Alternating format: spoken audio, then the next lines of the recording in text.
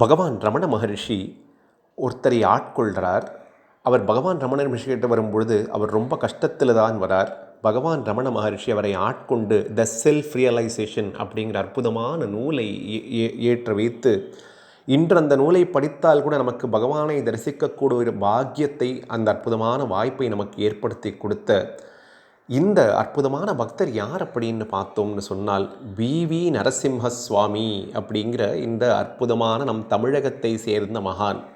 ஷீரடி சாயிநாதர் இன்று உலகம் முழுக்க பிரசித்தமாக இருக்கார். கியூபாவில் சாயிநாதருக்கு ஒரு ஆலயம் இருக்குது, தாய்வானில் இருக்குது, லித்வேனியாவில் இருக்குது, பெனின் அப்படிங்கிற நாட்டில் இருக்குது, ரவாண்டா இது போன்ற இடங்கள், செயின்ட் மார்ட்டின், இங்கெல்லாம் இந்த கரேபியன் சீல 38,000 பேர் மட்டுமே இருக்கக்கூடிய இடத்துல கூட ஷீரடி சாயிநாதர் செய்த அற்புதங்கள் எல்லாம் தெரியும் அப்படின்னு அதற்கு காரணமாக இருந்த அந்த அற்புதமான அந்த பக்தர் தான் ஸ்ரீ நரசிம்ம சுவாமிஜி.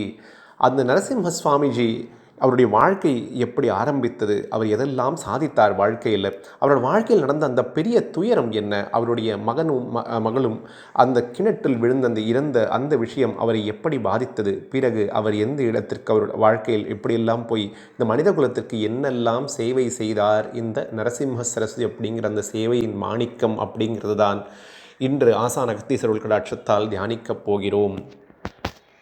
நரசிம்ம சுவாமி அப்படிங்கிற இந்த மகான் பார்த்தோம் அப்படின்னு சொன்னால் பேரிலேயே பார்த்தோம்னாலே நமக்கு அதில் ஒரு ஈர்ப்பு ஏற்படுறது. ஏன்னால் தத்த அவதாரம் செய்த நிருசிம்ம சரஸ்வதி அப்படின்னு சொல்லி அந்த மகான், அந்த தத்தாத்திரையில் நிருசிம்ம சரஸ்வதி அப்படிங்கிறது தத்தாத்திரையோட அவதாரத்துடைய பேர் நரசிம்ம சரஸ்வதி. அது மட்டுமல்ல, சுவாமி சமர்த்தருடைய பேரும் பார்த்தோம்னு சொன்னால் ஸ்ரீ நிருசிங்கபான் சரஸ்வதி. இந்த பேருக்கே ஒரு தனி ஆகர்ஷணம் இருக்குது. 21ஆம் தேதி ஆகஸ்ட் மாதம் 1874ஆம் ஆண்டு பவானியில் இந்த மகானுடைய ஜனனம் நடக்கிறது. பவானி அப்படிங்கிறது அற்புதமான க்ஷேத்திரம். அந்த க்ஷேத்திரத்தில் தம்பிகை தரிசனம் செய்தோம் அப்படின்னா நமக்கு எல்லா வித நல்ல விஷயங்களும் நடக்கும். இங்கே காயத்ரி லிங்கங்கிற அற்புதமான ஒரு லிங்கம் இருக்குது. அங்கே இருக்கக்கூடிய அந்த கூடலில் நாம் அப்படியே அந்த பவானி சங்கமத்தில் ஸ்நானம் செய்தோம் அப்படின்னு சொன்னால் நமக்கு எல்லா விதமான பாவங்களும் நம்மை விட்டு அகலும். ஆற்பேற்பட்ட ஒரு புண்ணிய க்ஷேத்திரம் பவானி. அந்த இடத்தில் தான் இந்த மகானுடைய ஜனனம் நடக்குது. தாயார் தந்தையார் பார்த்தோம் அப்படின்னு சொன்னால் அங்காச்சி அம்மாள், வெங்கடகிரி ஐயர், அவள் தான் தாய் தந்தையர். இந்த குழந்தை அற்புதமான குழந்தை அவளுக்கு கிடைக்கிறது. ரொம்பவும் அவரோட படிப்பில் பார்த்தோம் அப்படின்னு சொன்னால் ரொம்பவும் சிறந்து விளங்குகிறார். அவருடைய படிப்பில் முதல் மாணவராகவே தான் எப்பொழுதும் இருக்கார். அவருடைய அந்த கல்வித்திறன், அறிவு கூர்மை எல்லாம் ரொம்பவும் அதிகமாகவே இருந்தது. இப்பொழுது அவர் அங்கேருந்து என்ன பண்ணுறாருன்னா, சேலத்திலிருந்து அந்த ஸ்கூலெல்லாம் படித்து முடித்த பிறகு, பள்ளிக்கூடம் படித்து முடித்த பிறகு அவர் எங்கே செல்கிறார் அப்படின்னு பார்த்தோம்னு சொன்னால் சென்னைக்கு வரார். சென்னையில் இந்த சட்டப்படிப்பெல்லாம் படித்து முடிக்கிறார். இந்த சட்டப்படிப்பை படித்து முடித்துவிட்டு 1895ஆம் ஆண்டு சேலத்துக்கு வந்துடுறார். சேலத்தில் மறுபடியும் அந்த சட்டம் பயில ஆரம்பிக்கிறார். இந்த மகான் அப்பொழுது வழக்கறிஞராக இருக்கார். இவருடைய அப்பொழுதே இருக்கக்கூடிய தர்ம சிந்தனை என்ன அப்படின்னால், ஒரு வழக்கில் தொடுக்க வேண்டும் அப்படின்னா அதுக்கு எவ்வளவோ செலவாகுது. ஏழை எளியவர்களால் அதெல்லாம் எப்படி அந்த செலவை எல்லாம் தாங்கிக் கொள்ள முடியும். அதனால் இவர் என்ன செய்வாராம், முடிந்த வரைக்கும் இவரே என்ன செய்வாராம், 2 பேரை கூப்பிட்டு பேசி தீர்த்து வைத்து அவர்களுடைய கஷ்டத்தை எல்லாம் தீர்த்து வைப்பாராம். அதற்கு அவர் எந்த வருமானமும் வாங்கி கொள்ள மாட்டாராம். ப்ரோபோனோ கேசஸ் அப்படின்னு சொல்லக்கூடிய விஷயங்கள் எல்லாம் இவர் செய்வாராம். யாருக்காவது ஏதாவது வேணும் அப்படின்னு சொன்னால் அவர்களுக்கு இலவசமாக சட்ட உதவியை கொடுப்பாராம். எல்லாருக்கும் நல்லது செய்ய வேண்டும், தர்ம சிந்தனை இருக்க வேண்டும் அப்படிங்கிறது தான் இவருடைய அந்த தூய்மையான எண்ணங்கள் மக்கள் இவர் மீது எல்லாரையும் ஈர்க்க செய்தது. அது மட்டும் இல்லை, பணிவான மனிதர். இவர் என்ன ஆனாலும் உண்மையிலிருந்து தவறவே மாட்டார். எல்லாருக்கும் உதவி செய்யக்கூடிய பரோபகார குணம். இந்த லோகம் இவரை போற்ற ஆரம்பிக்கிறது. இப்படியே நரசிம்ம சுவாமி வளர்ந்து கொண்டு வரார். இப்பொழுது என்ன ஆறார் அப்படி பார்த்தோம்னா, அந்த சேலம் இருக்கு இல்லையா, சேலத்தில் இருக்கக்கூடிய அந்த முனிசிபாலிட்டியோட சேர்மனாகவே இவர் ஆயிடுறார்.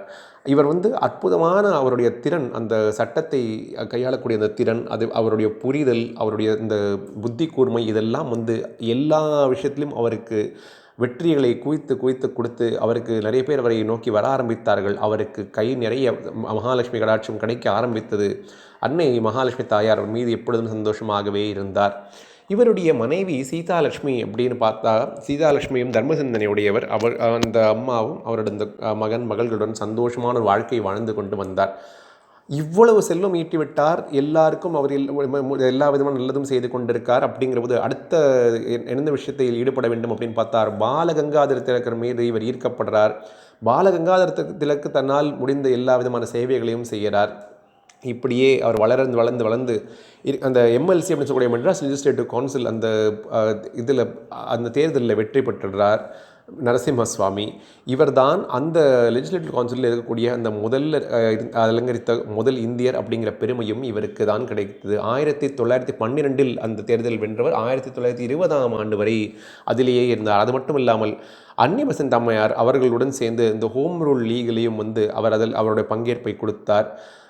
இந்தியாவிலிருந்து பிரிட்டன் நாட்டுக்கு 3 பேர் மட்டும்தான் சென்றார்கள். எதற்காக அங்கு சென்று அந்த ஆங்கிலேயர்களால் நமக்கு சுயாட்சி கிடைக்க வேண்டும் அப்படிங்கிறது பேசுவதற்காக 3 பேர் இந்தியாவிலிருந்து சென்றார்கள். அதில் யார் அப்படின்னு பார்த்தோம்னால் சி ராஜகோபாலாச்சாரி ஐயா அவர்கள், விஜயராகவாச்சாரி ஐயா அவர்கள், அப்புறமாக பிவி நரசிம்ம சுவாமி. இந்த பிவி நரசிம்ம சுவாமி அப்படிங்கிற இந்த மகான் தான். எங்கு போனாலும் இவர் ஒரு சொற்பொழிவாற்றினார் அப்படின்னு சொன்னால் எல்லாரும் வந்து கேட்பார்கள். எல்லாரையும் ஆகர்ஷிக்கக்கூடிய ஒரு அற்புதமான வாக்குவன்மை இவருக்கு இருந்தது. இப்படியே இந்த மகானுடைய வாழ்க்கை ஓடிக்கொண்டிருந்தது. திடீர்னு பார்த்தால் இவருடைய அன்பு மகன் ஜெயராமன், அன்பு மகள் சாவித்திரி, இந்த 2 கண்மணி செல்வங்கள் விளையாட்டாக குழந்தைகள் எல்லாம் தோட்டத்தில் விளையாடி கொண்டிருக்கும் பொழுது திடீர்னு இவர் கண் முன்னாலேயே அந்த 2 குழந்தைகளும் தவறி கிணற்றில் விழுந்து இறந்து விடுகிறது. 1921 இந்த மகான் ஒரு விரக்தி நிலையை அடைய ஆரம்பிக்கிறார். அவருக்கு இனிமேல் என்ன சம்பாதித்து என்ன அப்படிங்கிற ஒரு நிலைக்கு வந்துடுறார். ஏன் பார்த்தோம்னு சொன்னால் ஏற்கனவே இருக்கக்கூடிய ராஜலட்சுமி அம்மாவையும் சாரதா அம்மா 2 பெண் குழந்தைகள் அவருக்கு இருக்குது. அவர்கள் ஏற்கனவே திருமணம் முடிந்து விட்டது. அது மட்டும் இல்லாமல் இப்பொழுது லௌகிகமான விஷயங்கள் நமக்கு எதுவுமே வேண்டாம் அப்படின்னு சொல்லி எல்லா பற்றையும் மறுத்து விடலாம் அப்படின்னு சொல்லி பக்கத்தில் இருக்கக்கூடிய லட்சுமி நாராயணர் அந்த கோவிலுக்கு வேணுங்கிற அந்த திருப்பணிகள் எல்லாம் செய்ய ஆரம்பிக்கிறார். 1921 இந்த விஷயம் நடந்தது. அதற்கு பிறகு இந்த மகான் இனிமேல் நம்ம இந்த பொருள் ஈட்டக்கூடிய அந்த விஷயத்தில் செய்ய வேண்டாம், உள்ள வாழ்க்கையெல்லாம் சேவைக்காகவே அர்ப்பணிக்கலாம் அப்படின்னு சொல்லி அந்த மகான் வாழ்ந்து வரார். 1925 ஒரு சத்குருவை நோக்கி இந்த மகான் செல்ல ஆரம்பிக்கிறார். அப்பொழுதுதான் நரசிம்ம பாரதி அப்படிங்கிற ஜெகத்குருவுடைய தரிசனம் இவருக்கு கிடைத்து அவர் பகவான் ரமண மகரிஷி அருணாச்சலத்தில் இருக்கார், அந்த அருணாச்சலத்தில் சென்று நீ பகவான் ரமண மகரிஷியை பார் அப்படின்னு சொல்லி இப்பொழுதுதான் இவரோட வாழ்க்கையில் இன்னொரு திருப்பம் வர ஆரம்பிக்கிறது. அந்த ஞானத்துக்கெல்லாம் ஞானமாக இருக்கக்கூடிய அந்த பரம ஒளி பகவான் ரமணர் அப்படிங்கிற அந்த அற்புதமான ஒளி அருணாச்சலத்தில் இவரை ஈர்க்க ஆரம்பிக்கிறது. அங்கே போகிறார். பகவான் ரமண மகரிஷி கூட இருக்கார். பகவான் ரமண மகர்ஷி கூட இவர் எழுதின அற்புதமான புஸ்தகம் தான் த செல்ஃப் ரியலைசேஷன். இந்த புஸ்தகம்தான் ஐரோப்பாவிலும் சரி அமெரிக்காவிலும் சரி பகவான் ரமணரை பற்றி எல்லாருக்கும் தெரிய வந்தது. அந்த தெரிய வந்த காரணத்தினால எல்லாரும் எப்படி பகவான் ரமணரை பார்த்து அப்படி தேனீக்கள் போல் எப்படி மொய்க்க வந்தார்களோ இந்த தேன் இருக்கக்கூடிய இடத்துல அதுபோலவே தான் எல்லாரும் இங்கே வர ஆரம்பித்தார்கள் பகவான் ரமணரை பார்ப்பதற்கு. பகவான் ரமணர் அவர் திருவண்ணாமலையிலே சாப்பிட்ட அற்புதமான சாப்பாடு எது அப்படின்னு சொல்லியிருக்கார் அப்படிங்கிறது நமக்கு எவ்வளவு பேருக்கு தெரியும். பகவான் ரமணர் நமக்கு இது எப்படி தெரியும் அப்படின்னால் இந்த நரசிம்ம சுவாமியோட அருள் கடாட்சத்தால் தான் நமக்கு தெரியும். பகவான் இவர்கிட்ட சொல்லியிருக்கார். என்ன சொன்னார்னா, கோபுர சுப்பிரமணியேஸ்வரர் ஆலயம்னு ஒரு ஆலயம் இருந்தது. அங்கே ஒரு மௌன சுவாமி இருந்தார். ஆயிரங்கால் மண்டபத்து பக்கத்தில் தான் நான் உட்கார்ந்துட்டு இருந்தேன். அப்பொழுது அவரும் அவருடைய நண்பரும் வந்தார்கள். அவரும் ஒரு மௌனசுவாமி தான், நானும் மௌனசுவாமி தான். அதனால் நாங்கள் யாரும் பேசிக்கொள்ளவில்லை. என்னை பார்த்து கொண்டே இருந்தார். மத்தியானம் ஆச்சு. அப்படிங்கிற போது அவருடைய நண்பருக்கு ஏதோ கையால் செய்கை காமிச்சார். அப்போ அவர் என்ன சொன்னார் அப்படின்னு சொன்னால், இந்த இளைஞன் யாருன்னு எனக்கு தெரியல, ஆனால் பார்த்தா பாவமாக இருக்குது, ரொம்பவும் சாப்பிடாமல் அவன் வருந்தி கொண்டிருக்கான், அவனுக்காக கொஞ்சம் உணவு எடுத்துன்னு கூட அப்படின்னு சொன்னதுக்கப்புறமா, சாதமும் ஊறுகாயும் நீரும் எனக்கு கொடுக்கப்பட்டது. இதுதான் எனக்கு அருணாச்சலத்தில் கிடைத்த முதல் பிக்ஷை. இன்றைக்கி நான் என்ன சாப்பிடணும் அதிலலாம் எனக்கு எந்த வித சந்தோஷமும் இல்லை. அந்த ஒரு சாப்பாடு பகவான் கொடுத்தார் இல்லையா, சாட்சாத் அருணாச்சலேஸ்வரரை எனக்கு கொடுத்த முதல் பிக்ஷை, அது நான் வாழ்நாள் முழுக்க மறக்கவே மாட்டேன் அப்படின்னு பகவான் சொன்னதை இவர் கேட்டாராம். சுவாமி, இது தாங்கள் வந்த முதல் நாள் அன்றே உங்களுக்கு இந்த பிக்ஷை கிடைத்தது அப்படின்னா, இல்லை அடுத்த நாள் தான் கிடைத்தது, இதுதான் எனக்கு ஈஸ்வரன் அளித்த முதல் பிக்ஷை அப்படின்னு நான் சாப்பிட்டேன். அந்த சாதமும் அந்த ஊறுகாயும் அந்த நீரும் அப்பா அற்புதம், அமிர்தமாக இருந்தது அப்படின்னு பகவான் சொன்னாராம். நான் மதுரை விட்டு வந்ததுக்கப்புறமா 2 இடத்துல தான் சாப்பிட்டேன். 1896 இது நடந்தது. யார் வீட்டில் அப்படின்னு பார்த்தோன்னா, முத்துகிருஷ்ண பாகவதர்னு திருக்கோயிலூரில் இருந்தார் இல்லையா, அங்கே. அதுக்கப்புறமா நான் திருவண்ணாமலை வந்துட்டு இருந்தேன். அதற்கு பிறகு டிபி ராமச்சந்திர ஐயருடைய தாத்தா வீட்டில் தான் நான் சாப்பிட்டேன். அதுக்கப்புறமா நான் அருணாச்சலத்துக்கு வந்து விட்டேன் அப்படின்னு சொல்லும் பொழுது, பகவான் இது போன்ற விஷயங்களை எல்லாம் பிவி நரசிம்ம சுவாமி கிட்டக்க பகிர்ந்திருக்காருனால், அந்த பிவி நரசிம்ம சுவாமி அதை எல்லாத்தையும் குறித்து வைத்து கொண்டு நமக்கு எல்லாருக்கும் அதையெல்லாம் அருள் இருக்கார். பகவான் கிட்டக்க அவர் எப்படி முதல்ல போகணுன்னு பகவான் என்ன சொல்கிறாராம், நீ போய் தியானம் செய் அப்படின்னு சொல்கிறாராம். அது போலவே நரசிம்ம சுவாமியும் தியானம் செய்ய ஆரம்பிக்கிறார். தியானம் அது மட்டும் இல்லாமல் பகவானுடைய வாழ்க்கையில் என்னெல்லாம் நடந்தது இவருக்கு என்ன தோன்றுதுன்னா, அபிவி நரசிம்மசுவாமிக்கு ரமணருடைய வாழ்க்கையை பற்றி பெருசாக யாருக்கும் தெரியல, அதனால் நம்ம அதை பற்றி எழுதணும் அப்படின்னு சொல்லி யார் யார் எல்லாமோ பார்க்க ஆரம்பிக்கிறார். பகவான் ரமண மகர்ஷி சம்பந்தப்பட்டவர்கள் எல்லாம். இதற்காக நரசிம்ம சுவாமி எங்கே போகிறார், திருச்சுழி போகிறார், மதுரை போகிறார், திண்டுக்கல் போகிறார். பகவானுடைய உறவினர்கள் எங்கெல்லாம் இருக்காரோ அங்கெல்லாம் போகிறார். அவர்களிடம் போய் அவர் கேள்விகளாக கேட்டுக்கொண்டே இருப்பார். அந்த கேள்விக்கெல்லாம் பதில் இவருக்கு கிடைக்கும். அந்த கேள்விக்கு இவர்கள் அந்த உறவினர்கள் கொடுத்த பதிலெல்லாம் உண்மையா அப்படின்னு பகவானிடம் மறுபடியும் சரிபார்த்து கொள்வார். இப்படியே நடந்து கொண்டிருக்கும் பொழுதுதான் பகவான் இந்த மதுரையில் இருக்கக்கூடிய இடத்துல ஒரு இறப்பு அப்படின்னால் என்ன அப்படின்னு பகவானுக்கு ஒரு அனுபவம் ஏற்பட்டதல்வா. அந்த அற்புதமான அனுபவத்தை நமக்கெல்லாம் இந்த அளவுக்கு தெரியப்படுத்தியது யார் அப்படின்னு பார்த்தோம்னால் இந்த நரசிம்ம சுவாமி தான். ஏன்னால் நரசிம்ம சுவாமி கிட்ட அவர் நரசிம்ம சுவாமி பகவான் கிட்ட இவ்வளோ கேள்வி கேட்டு அது எல்லாம் அப்படியே அவர் சொல்லி நான் இந்த உடம்பல்ல அப்படிங்கிறதை நமக்கெல்லாம் உணர்த்தக்கூடிய அந்த அற்புதமான அனுபவம் பகவானுக்கு கிட்டியது, நமக்கு பகிர்ந்தளித்தது பார்த்தோம்னால் நரசிம்ம சுவாமி தான். நரசிம்ம சுவாமி எவ்வளவோ சேவைகள் செய்திருக்கார். அங்கே வரக்கூடிய சாதகர்கள் எல்லாருக்கும் என்ன பண்ணார், அவர் ஒரு இடத்துல ஒரு குடிசை போட்டு தங்கியிருப்பார். பக்கத்திலே ஒரு சின்ன குடிசை போட்டு அவர் அங்கேயே சமையல் எல்லாம் செய்ய ஆரம்பிப்பார். இது போலவே எல்லாருக்கும் உதவி செய்து அவர்களுக்கெல்லாம் எப்படி சமையல் செய்ய வேண்டியது அப்படிங்கிறதெல்லாம் சொல்லி கொடுத்துருவார். அவருக்கு இப்பொழுது ஒரு ஆசை வந்தது. பகவான் ரமணர் கிட்டக்க ஒரு ஆசை வந்தது. இந்த பலாக்குவத்தில் எல்லாரும் தங்கினார்கள் அப்படின்னா அதுக்கெல்லாம் காரணம் இந்த அற்புதமான மகான் நரசிம்ம சுவாமி தான். இப்பொழுது நரசிம்ம சுவாமிக்கு ஒரு ஆசை வந்து விட்டது. என்ன ஆசை அப்படின்னால், சுவாமி எனக்கு பஜனைகள் கீர்த்தனைகள் செய்ய வேண்டுமே சுவாமி அப்படின்னு கேட்கும் பொழுது பகவான் அதற்கு அவருடைய ஒப்புதலை கொடுக்கவில்லை. நான் அப்புறமா சொல்கிறேன் பகவான் அதுக்கு ஒப்புதலே கொடுக்கவில்லை. ஒரு வழியாக பகவான் என்ன சொல்லிட்டாருன்னா, நீ மேற்கு தேசம் போ, பாரதத்தில் இருக்கக்கூடிய மேற்கு தேசத்துக்கு போ அப்படின்னு பகவான் தான் இவரை ஷிரடி சாய்நாதர் இருக்கக்கூடிய திசையை நோக்கி கை காட்டி அனுப்ப ஆரம்பிக்கிறார். அப்படிங்கிறது எவ்வளவு பெரிய விஷயம்.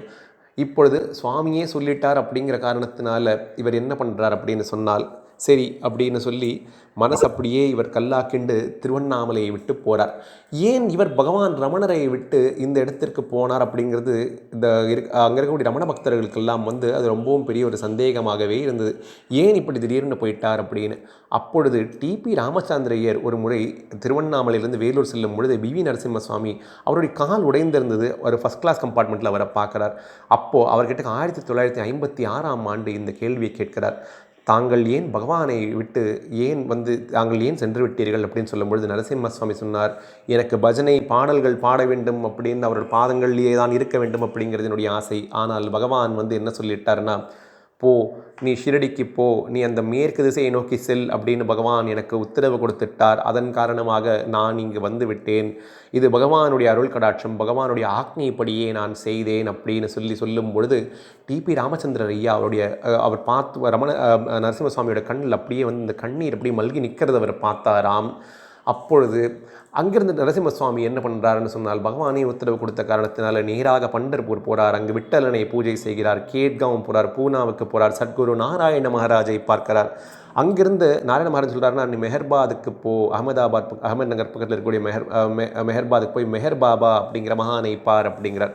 இந்த மெஹர் பாபா யார் அப்படின்னு பார்த்தோம்னா உபாசனி மகாராஜோடைய சிஷ்யர். அங்கிருந்து சக்கோரிக்கு போய் உபாசனி மகாராஜை பார்க்கிறார் 1933 அதற்கு பிறகு உபாசனி மகாராஜ் கை காமித்து இவர் போய் அடைய வேண்டிய இலக்காகப்பட்ட ஷிரடி சாய்நாதருடைய அந்த அற்புதமான ஷிரடி க்ஷேத்திரத்துக்கு போகிறார்.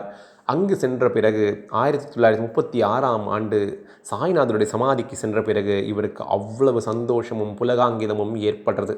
அங்குதான் நரசிம்ம சுவாமி ஐயா எவ்வளவோ பக்தர்கள் அப்பவும் இருக்கார்கள் அப்படின்னு தெரிந்து கொண்டு அவர்கள்கிட்ட பாபா பற்றி எல்லாம் தெரிந்து கொள்கிறார். ஷாமா, தாத்யா, அப்துல் பாபா, லக்ஷ்மி ஷிண்டே, சகுன்மேரு நாயக், பாலசாஹிப் பாட்டே, மார்த்தாண்டராஜ் மகாராஜ், ராமச்சந்திர பாட்டில், காக்கா மகாஜனி, லக்ஷ்மண் ஜோஷி, பாகோஜி ஷிண்டே, இவர்கள் எல்லாருமே நம்ம சச்சரித்திரால் படிச்சிருப்போம். ஷிரடி சாய்நாதரோட வாழ்க்கையை படிக்கும்போது இவர்கள் எல்லாரையும் நரசிம்ம சுவாமி மகாராஜ் சந்திச்சிருக்கார். அப்படின்னால் அவருடைய சேவை எப்பேற்பட்ட அற்புதமான சேவை அப்படிங்கிறத பார்ப்போம். சரி, இப்பொழுது என் வாழ்க்கையில் நடந்த ஒரு விஷயத்தை சொல்கிறேன். மயிலாப்பூரில் பார்த்தோம் அப்படின்னு சொன்னால் ஷிரடி சாய்நாதருடைய சன்னதி இருக்கும் அல்லவா. மயிலாப்பூர் சாய்பாபா கோயில்னால் எல்லாருக்குமே தெரியும். அதற்கு பின்னால் போனோம் அப்படின்னு சொன்னால் ஸ்ரீ நரசிம்ம சுவாமிக்கு ஒரு அற்புதமான சன்னதியே இருக்குது. அது மட்டுமல்ல, நரசிம்ம சுவாமி அந்த எழுத ஒரு ஒரு சின்ன புஸ்தகம், அது ஒரு கிட்டத்தட்ட ஒரு 12-15 பக்கங்கள் மட்டும்தான் இருக்கும். அந்த புஸ்தகத்தை ஒரு இளைஞன் வந்து ஒரு சைக்கிளில் அப்படியே மாட்டிண்டு ஒரு துணிப்பையில் போட்டுண்டு அந்த அந்த இளைஞன் கோயம்புத்தூரில் ஏதோ ஒரு சாலையில் போய்கொண்டிருக்கார். அப்படி போய்கொண்டிருக்கும் பொழுது என்ன நடக்கிறது அப்படின்னால், அந்த துணிப்பை வந்து அந்த சைக்கிளோட சக்கரத்தில் அப்படியே சிக்கிடுறது. சிக்கி என்ன ஆகுதுனால் அந்த சைக்கிள்லேருந்து அந்த இளைஞர் கீழே விழுந்துடுறார். பக்கத்தில் ஒரு வண்டி வருது. ஆனால் கடவுள் அருள் கடாட்சத்தால் அந்த இளைஞன் கீழே விழுந்தாலும் எந்த விதமான ஒரு கோர விபத்தும் நடக்கவில்லை. ஏனால் பின்னாடி நின்றது ஒரு ரொம்பவும் மிகப்பெரிய கனமான வாகனம் தான். ஆனால் சரியான நேரத்தில் அது பிரேக் அடித்து விட்டது. இப்பொழுது அந்த இளைஞர் எழுந்திருக்கிறார். எழுந்துட்டு அந்த பையை அப்படியே எடுத்து பார்க்கும்பொழுது அதில் அந்த மஞ்சள் புஸ்தகம் கிட்டத்தட்ட 20-25 பக்கங்களுக்குள்ள உள்ள புஸ்தகம். அந்த புஸ்தகம் மெதுவாக வெளியில் வந்து அந்த சக்கரத்தில் நடுவில் மாட்டியிருக்கு. இப்போ அந்த புஸ்தகத்தை அவர் சரிப்படுத்தி அப்படி பார்க்குறார். Is Shirdi Sai Baba living and helping now அப்படிங்கிற அந்த புஸ்தகத்தை எழுதினது சாட்சாத் நரசிம்ம சுவாமி அப்படின்னு சொன்னால் அவர் எவ்வளவோ பேர் வாழ்க்கையில் எவ்வளவோ அற்புதங்கள் செய்திருக்கார் அப்படிங்கிறது எப்பேற்பட்ட ஒரு சத்தியம். வாழ்க்கையில் கஷ்டங்கள் வரலாம், நமக்கு துயரங்கள் வரலாம். ஆனால் அந்த துயரங்கள் எல்லாம் தாண்டி நாம் சென்று நம்மால் முடிந்த சேவையை எல்லாருக்கும் செய்ய வேண்டும் அப்படிங்கிறதை உணர்த்தியது தான் நரசிம்ம சுவாமியுடைய வாழ்க்கை சரித்திரம். இந்த வாழ்க்கை சரித்திரத்தை நாம் ஆசான அகத்தீஸ்வரர் அருள் கடாட்சத்தால் மறுபடியும் தியானிப்போம் அப்படின்னு சொல்லி இப்பொழுது பேசப்பட்ட வார்த்தைகள் அனைத்தையும் ஷிரடி சாய்நாதரின் பாதங்கள் சமர்ப்பணமாக வைத்து இந்த உரையை நிறைவு செய்கிறோம். ஓம் நமோ வெங்கடேசாய.